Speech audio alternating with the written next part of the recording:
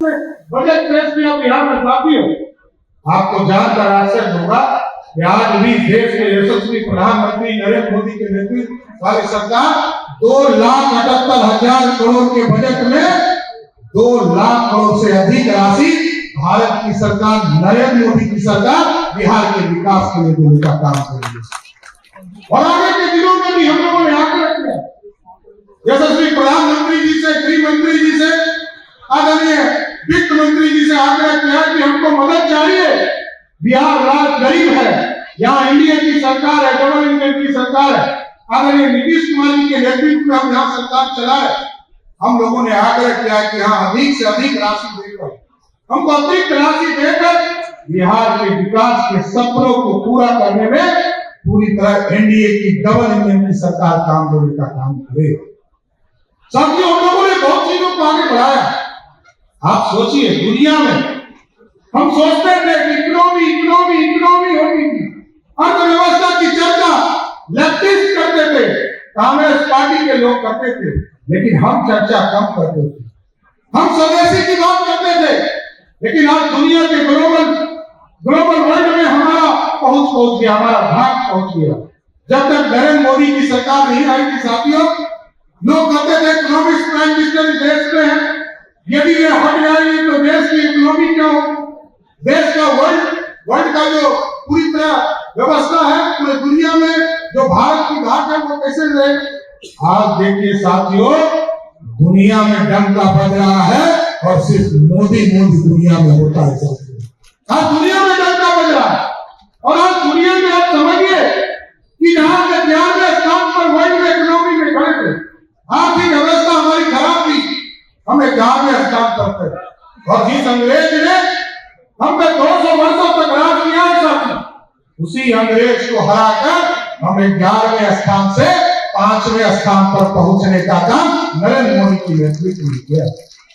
और इस देश में याद कीजिए, अभी देश के यशस्वी प्रधानमंत्री जी आए थे नालंदा, हम विजय जी और आदरणीय मुख्यमंत्री नीतीश कुमार जी वहां साथ में थे उनके, हमें गौरव लग रहा था। हमको लग रहा था कि आज से लगभग 600 वर्ष पहले जिस अलाउद्दीन खिलजी ने इस बिहार के नालंदा यूनिवर्सिटी को जलाने का काम किया था, उसको पुनर्वासित करने का काम मोदी और नीतीश कुमार की सरकार कर रही है। और आगे भी सपना है साथियों, अभी नालंदा बनाया और एकदम संकल्पित है हम लोग अगले 5 वर्षों में जो नालंदा बना है उसी तरह विक्रमशिला को भी बिहार में स्थापित करने का काम किया जाएगा साथियों। इसलिए साथियों, मैं आग्रह करना चाहता हूं, निवेदन करना चाहता हूं, आप संगठन के लोग एक नीचे की व्यवस्था को ठीक करते हुए और लोगों को अपनी बात पहुंचानी पड़ेगी। किसानों की चर्चा, लोग सिर्फ किसानों की चर्चा करते थे, लेकिन किसान की समस्या का निदान कभी नहीं था। किसानों के प्रति संवेदना जरूर व्यक्त करते थे, लेकिन किसानों के हित की बात नहीं करते थे। लेकिन नरेंद्र मोदी जी आए, किसी सरकार ने 40,000 करोड़ किया, इस देश में माफ करने का, ढोंग करने का काम किया साथी यूपीए की सरकार, कांग्रेस की सरकार।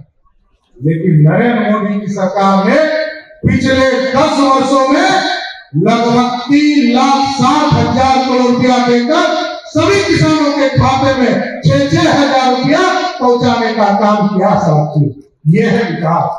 अब कोई खाद के लिए चिंता नहीं करता। इसलिए साथियों, आज हम आग्रह करेंगे, निवेदन करेंगे आप लोगों से। इस विस्तृत कार्य समिति में इसलिए हम लोगों ने आपको बुलाया है आग्रह करके, एक चीजों को नीचे की व्यवस्था को खड़ा करना है, जिसका मार्गदर्शन आपको आदरणीय बिल्कू भाई साहब बताएंगे कि आगे संगठन के और चीजों को आगे किस तरह काम बढ़ाना है, और साथ ही साथ बिहार में जो बूथ की व्यवस्था है उसको और सुदृढ़ करने का काम करना है। अभी हम लोग, आपको जानकर आश्चर्य होगा, बिहार में 1,90,00,000 परिवार बिहार में गरीब हैं। इनको 2 व्यवस्था, यहाँ मंगल जी बैठे हैं, हम लोगों ने 2 व्यवस्था खड़ा किया। एक तो सरकार में सभी लोगों को नरेंद्र मोदी की नेतृत्व वाली सरकार ने सबको खाने के लिए अनाज देने का काम किया था जब कोरोना का भीषण दौर चल रहा।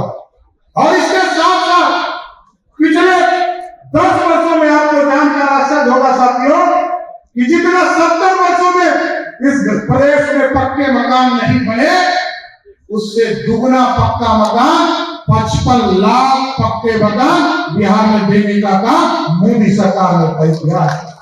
और इस बार हम लोगों ने भी तय किया कि जो छूटे हुए लोग हैं, लगभग 13 लाख लोगों को हम लोगों ने चिन्हित किया है।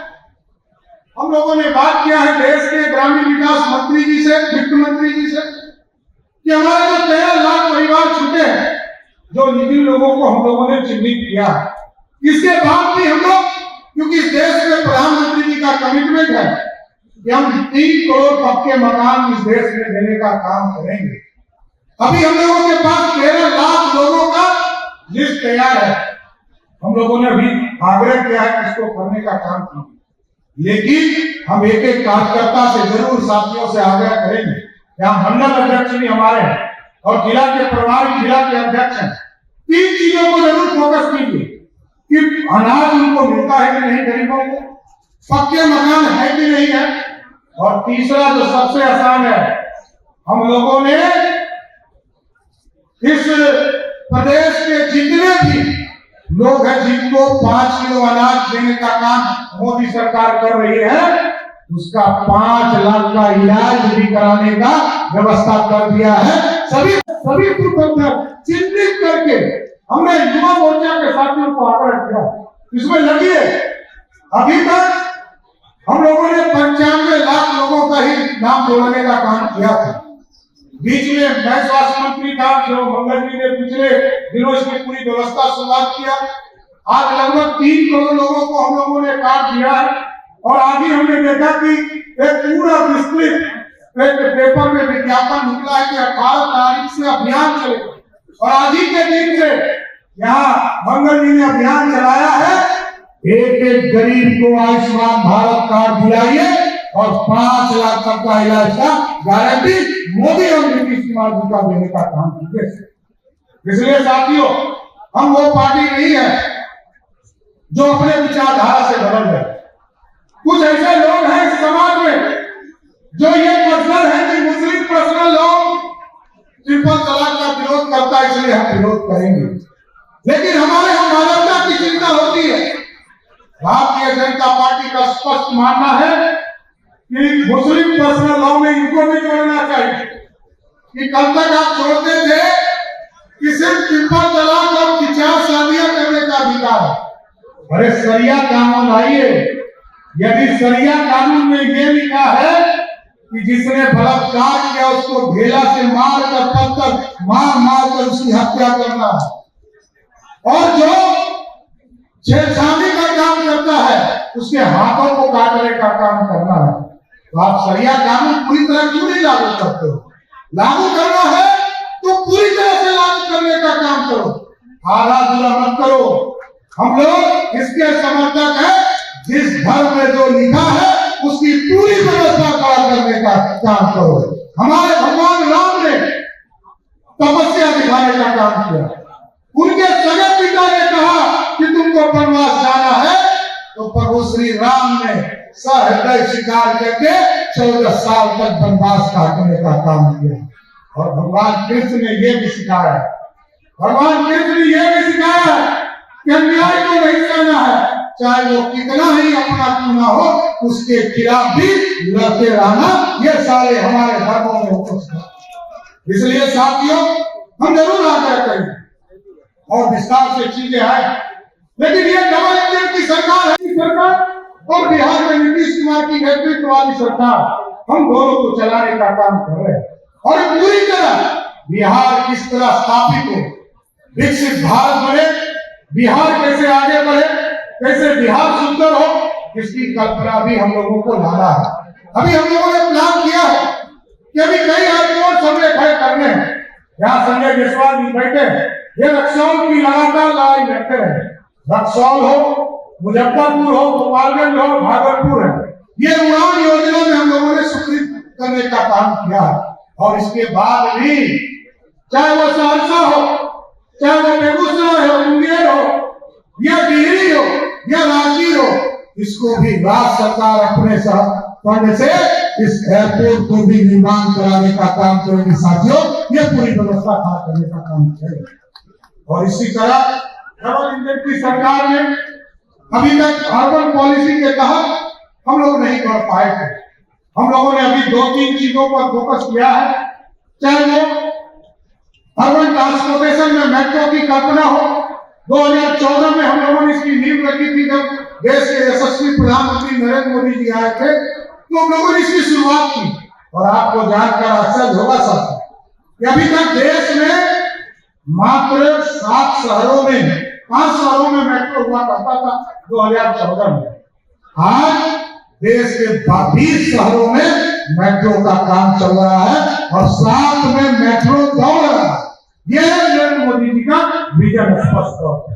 इसलिए साथियों आग्रह है, आप तमाम लोग लग जाए इस प्रदेश में एक चीजों को कैसे स्थापित कर रहा है। और कुछ लोग बोलते हैं कि कानून का राज खत्म हो रहा है।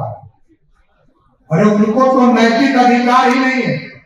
लालू जी या लालू जी के परिवार को अपराध पे बोलने का अधिकार है क्या? अधिकार है? लालू जी तो वैसे नेता थे हैं जो नेता मुख्यमंत्री रहते हुए अपने मुख्यमंत्री कार्यालय से पूरे प्रदेश में ऑर्गेनाइज क्राइम कराने का काम करते। इसलिए साथियों, और आज एकदम स्पष्ट तौर पर सभी लोगों को बताइए कि आज एकदम स्पष्ट है कि बिहार में किसी भी स्तर पर कोई क्राइम होता है तो उसको 24 घंटे से 48 घंटे में खोजने का काम करते हैं। और आज देखिए, 2 दिन पहले एक नेता के पिताजी की हत्या हुई। हत्यारा कौन था? समझ गए? हत्या करने वाला कौन था? और उनका परिवार का लोग ही निकला। आप सोचिए साथी कि लोगों को यह पता ही नहीं कि अपराधी कौन है। अपराधी का नेतृत्व करने वाला कोई नेता है, उसका नाम सिर्फ और सिर्फ लालू प्रसाद है, दूसरा कोई नहीं हो सकता। इस प्रदेश में गुंडागर्दी कराने वाला नेता, भ्रष्टाचार के प्रति इस लोकतंत्र की हत्या करने वाला कोई नेता है, वो लालू प्रसाद है। याद कीजिए 2005 में एनडीए की सरकार बनने वाली ही थी। राष्ट्रपति मॉस्को में थे, रसिया में थे, और लोकतंत्र की हत्या रात के 2 बजे मॉस्को से दस्तखत करा के राष्ट्रपति से और बिहार में राष्ट्रपति शासन लगाने वाला कोई दूसरा नेता नहीं था। यही लालू प्रसाद जी रेल मंत्री हुआ करते। और लालू जी बहुत चर्चा करते हैं बहुत बार कि बिहार के विकास के लिए केंद्र की सरकार मदद क्या करती है। आप याद कीजिए साहब, जब इस बिहार का बंटवारा हो रहा था तो श्रीमती राबड़ी देवी ने किसी गांधी मैदान से आग्रह किया था प्रधानमंत्री अटल बिहारी वाजपेयी कि हमको सहायता दीजिए। आदरणीय अटल जी ने उस समय 4000 करोड़ रुपया का सहयोग किया। लेकिन आपको जानकर आश्चर्य होगा कि 2001 में 4000 करोड़ रुपया बिहार की सरकार को देने का काम किया, लेकिन 2005 तक 1 रुपया खर्चा नहीं हुआ। और 2005 के बाद जब एनडीए में आदरणीय नीतीश कुमार जी और सुशील मोदी के नेतृत्व में बिहार में सरकार बनी, तब वो पैसा विशेष पैकेज के तौर पर जो बिहार को मिला था उसको खर्चा करने का काम नीतीश कुमार और सुशील मोदी की सरकार ने किया। उसी तरह 2004 से लेकर 2014 तक इस देश में लालू जी का भाग चलता था। 22 सांसद हुआ करते थे, केंद्र की सरकार में रेल मंत्री हुआ करते, कोई पैकेज नहीं मिला, कोई विशेष सहायता नहीं मिला। लेकिन जब 2014 में देश के यशस्वी प्रधानमंत्री नरेंद्र मोदी हुए, आपको याद होगा साथियों, 1,25,000 करोड़ का अतिरिक्त पैकेज बिहार को देने का काम किया, जिससे आज 4 लेन और सारे जगह हॉस्पिटल बनने का काम किया। और आगे भी हमें पूर्ण भरोसा है कि देश के यशस्वी प्रधानमंत्री जी का पूरा आशीर्वाद मिलेगा और बिहार में जो विकास की गति है इसको दुगनी करने का काम हम लोग सभी साथी करने का काम करेंगे। इसलिए आज तमाम विस्तृत कार्य समिति में सभी सदस्य आए, सभी माननीय मंत्री भी बैठे हैं, सभी माननीय विधायक भी बैठे हैं, जिला के अध्यक्ष बैठे हैं, जिला प्रदेश के पदाधिकारी बैठे हैं। पूरी संगठन की संरचना नीचे तक और मजबूत करना है और 2025 में संकल्प लेना है कि 2025 के चुनाव में पिछले बार 127 सीट हम लोग बिहार में जीत कर आए थे। इस बार हम लोगों ने लक्ष्य लिया है कि 2010 का भी रिकॉर्ड इस बार एनडीए तोड़ने का काम करे साथी। और ये तभी संभव है जब आपका आशीर्वाद मिले। आपके आशीर्वाद से अभी 40 में 30 सीटें हम लोगों ने जीतने का काम किया, आरजेडी को 4 सीटों पर रोकने का काम किया और पूरे प्रदेश में हमारे संगठन के लोग लगातार बूथ से लेकर शक्ति केंद्र तक सभी लोग काम करते रहे, जिला स्तर पर सभी बैठ के करते रहे, सारी संरचना हमारी काम कर रही है। इसलिए साथियों आग्रह करूंगा, निवेदन करूंगा, इस विस्तृत कार्य समिति के बैठक के माध्यम से हम जरूर ये पूरी तरह तैयारी शुरू कर दें कि हमको हर हालत में 2025 के चुनाव में बिहार में बड़ी से बड़ी ताकत बनकर बिहार में सरकार बनाने का काम करना है। इसलिए आज सभी साथी यहाँ पर आए, सभी हमारे प्रदेश के नेता यहाँ उपस्थित है, हमारे प्रदेश के सभी प्रमुख नेता भी यहाँ उपस्थित हैं, प्रदेश के जिले के सभी नेता।